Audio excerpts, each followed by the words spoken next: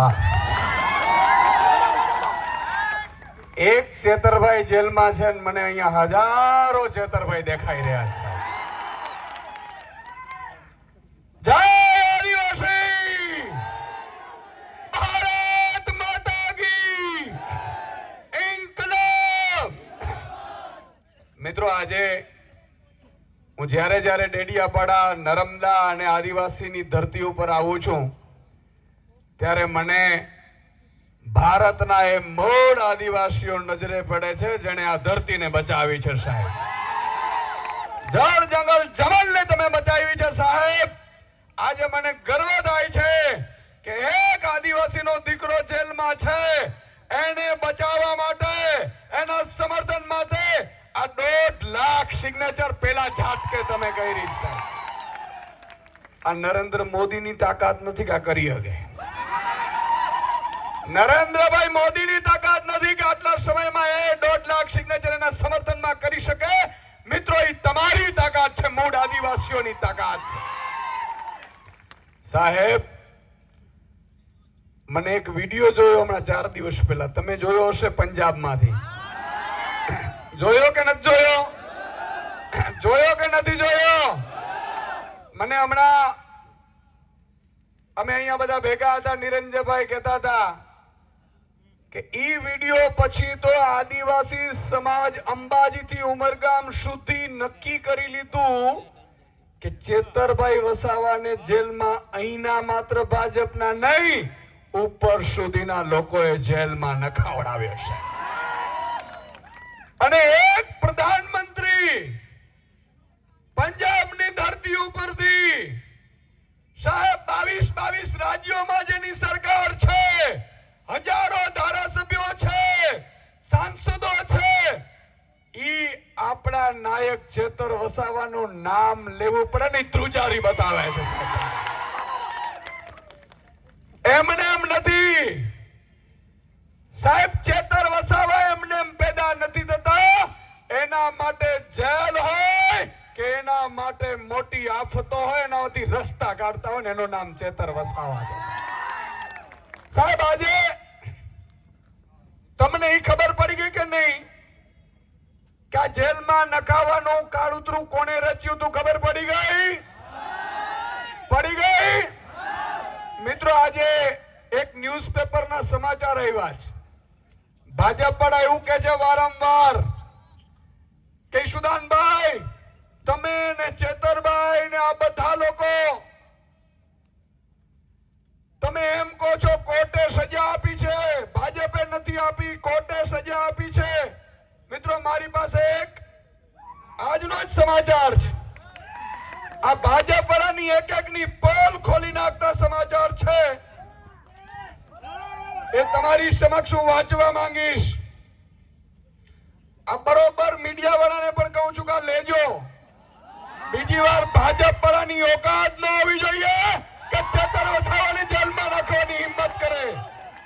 સાહેબ, એક સમાચાર છે કે ગુજરાતની કોર્ટમાં 16 લાખ કેસ પેન્ડિંગ છે. 16 લાખ. કેટલા? કેટલા? હવે તમને બીજું એમાંથી સંદર્ભના સમાચાર વાંચું કે એમાંથી 30 વર્ષથી વધુ હોય એવા 19 છે અને 10 વર્ષથી વધુ હોય એવા 25,287 છે અને 5 વર્ષથી વધુ હોય એવા 70,000 છે. તમે વિચાર કરો મિત્રો કે 1 લાખ કેસ એવા છે જે 5 થી 10 વર્ષથી વધુના છે, જ્યારે ચેતરભાઈ વસાવાનો તો હમણાં જ કેસ થયો તો ભાઈ. પડી ખબર? ચેતરભાઈ વસાવાને તમે 3 વર્ષમાં સજા કરાવી શકો તો આ 16 લાખ કેસ પેન્ડિંગ છે એને કેમ સજા ન થઈ? એનો મતલબ ઈ થયો મિત્રો કે ભાજપે ચેતરભાઈ વસાવાને ખતમ કરવાનું ષડયંત્ર કર્યું. ચેતરભાઈ વસાવાનો ગુનો શું હતો? ચેતરભાઈ વસાવા તમારું અવાજ બનતા હતા અને ભાજપ તરફથી જે આપતો આવતી હતી ને એ એકલા મોરે મોરો દેતા હતા ને એટલા માટે ખતમ કરવા નીકળ્યા હતા. મિત્રો, આ વન કર્મચારી છે સંકોતલાબેન છૂટીને આવ્યા, એમના આંખમાં આંસુ આવી ગયા. આ આંસુનો બદલો લેવાનો છે કે નથી લેવાનો? મિત્રો, હમણાં સંકોતલાબેન રડતા હતા.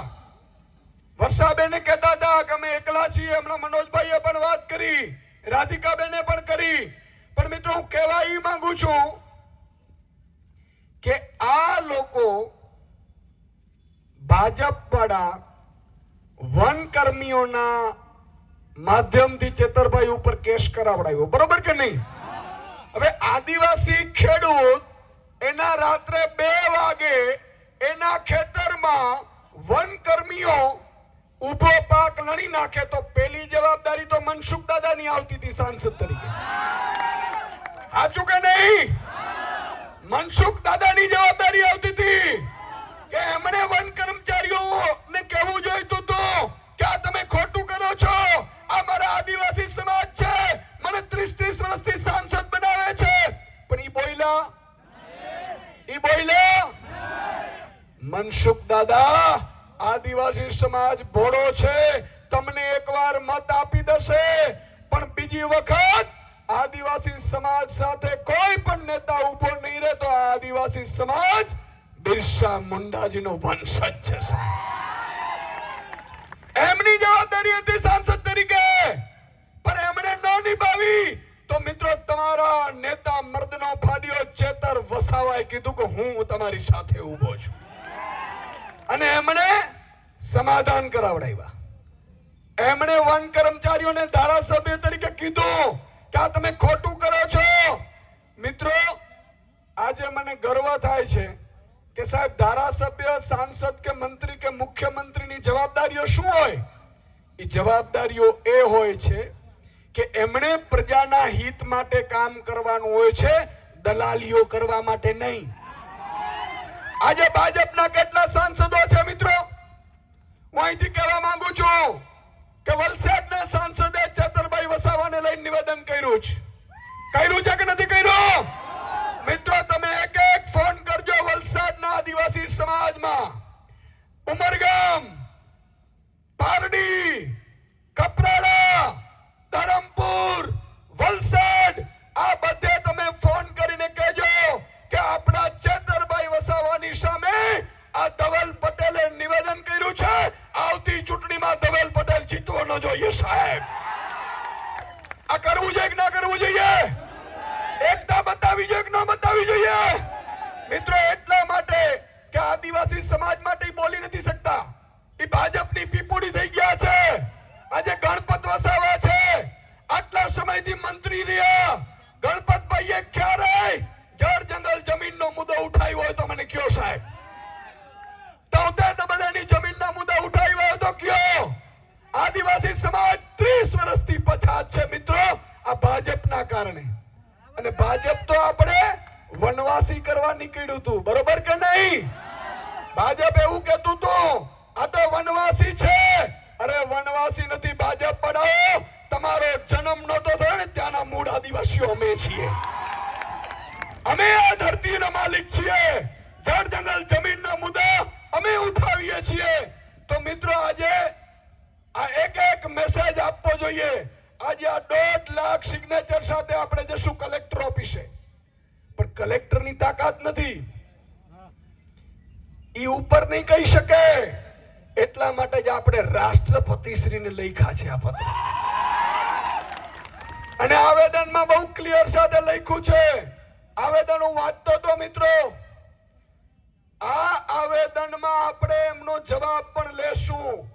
આજે 1.5 લાખ સિગ્નેચર અહીંયા થઈ છે. 27 તારીખે રાધિકાબેન ની ટીમ છોટા ઉદેપુરમાં પણ આવો સંમેલન કરવાના છે, સાઇન કેમ્પેન કરવાના. ભાજપ વાળા એક દિવસ ચેતર વસાવાને જેલમાં રખાવશે. 1 લાખ આદિવાસી ઉભા થઈને ભાજપની સામે પડશે સાહેબ. અને આ એકતા રાખવી પડશે મિત્રો. આપણે એકતા રાખવી પડશે. જો આપણે એકતા નહીં રાખીએ તો આ લોકો હવે જળ જંગલ જમીન તો ઠીક, આદિવાસી સમાજને ભાજપ રેવા પણ નહીં દે. આ આપણી અસ્તિત્વની લડાઈ છે સાહેબ, અને ભાજપને ખબર હોવી જોઈએ. એને ખબર પડવી જોઈએ કે ભગવાન બિરસા મુંડા જો અંગ્રેજોની સામે ન ઝૂક્યા હોય તો એના વંશજીય ભાજપ તમારી ઓકાત નથી અમને ઝુકાવી દીધું. અને એ ભાજપને થોડા દિવસે તાળા દેખાઈ ગયા. સાહેબ 18 દિવસના એક દીકરાને આ ભાજપે જેલમાં નખાવડાવ્યું. અને હું આજે કહીને જાઉં છું, મેં ડેડિયાપાડામાં પણ કીધું હતું કે ભગવાન કૃષ્ણ જેલમાં જન્મ્યો હતો અને ચેતર વસાવા થોડીક ઉંમર થઈ જશે પછી એ 18 દિવસનો યુવાન ભાજપનો કાર્ડ બનીને સાહેબ જન્મ્યો છે. યાદ રાખજો. એને તમે જેલમાં નખાવ્યા. જેનો ગુનો શું હતો હજી તો એને ખબર નહોતી કે આને રોટલી કહેવાય, આને મામો કહેવાય, આને કાકો કહેવાય, આને ભાજપિયાઓ કહેવાય. આ ખબર પણ નહોતી. પણ ભાજપિયાઓને કહેવા માંગુ છું મિત્રો, અને એક પંક્તિ સાથે મારું આપણે પૂરું કરીશું. બાકી આપણે નંદ રાજા નંદબીલને ત્યાં ફુલાર કરી અને પછી કલેક્ટર ઓફિસે આપણે આવેદન આપીશું. આપણે સૌએ સાથે જોડાવાનું છે. એક લાઈનમાં આપણે જાશું. પણ એક પંક્તિ મારે કહેવાની છે ભાજપિયાઓને. બરોબર તમારે પણ પછી એને કહેવાની છે રીલ બનાવીને, लश्कर भी तुम्हारा है सरदार भी तुम्हारा है, लश्कर भी तुम्हारा है सरदार भी तुम्हारा है, तुम झूठ को सच लिख दो ये अखबार भी तुम्हारा है. इस दौर के फरियादी जाए तो कहां जाए, इस दौर के फरियादी जाए तो कहां जाए, कानून भी तुम्हारा है दरबार भी तुम्हारा है. सूरज की तपन तुमसे बर्दाश्त नहीं होती, सूरज की तपन तुमसे बर्दाश्त नहीं होती, एक मीम के पुतले का किरदार तुम्हारा है, किरदार भी तुम्हारा है. આજે આદિવાસી સમાજે એકતા બતાવી છે મિત્રો. અત્યાર સુધી મને યાદ નથી કે કોઈ નેતાના સમર્થનમાં 1.5 લાખ સિગ્નેચર થયો હોય, પણ હવે આ સિગ્નેચર ધીરે ધીરે ધીરે ધીરે 10 લાખ સુધી પહોંચાડવાની છે. બોલો પહોંચાડવાની કે નથી? હાથ ઊંચો કરીને મને વચન આપો, પહોંચાડવાની છે કે નથી પહોંચાડવાની? બોલો ધ્યાય આદિવાસી. છતરભાઈ તું આગે બઢો, છતરભાઈ તું આગે બઢો. બોલો ભારત માતા કી.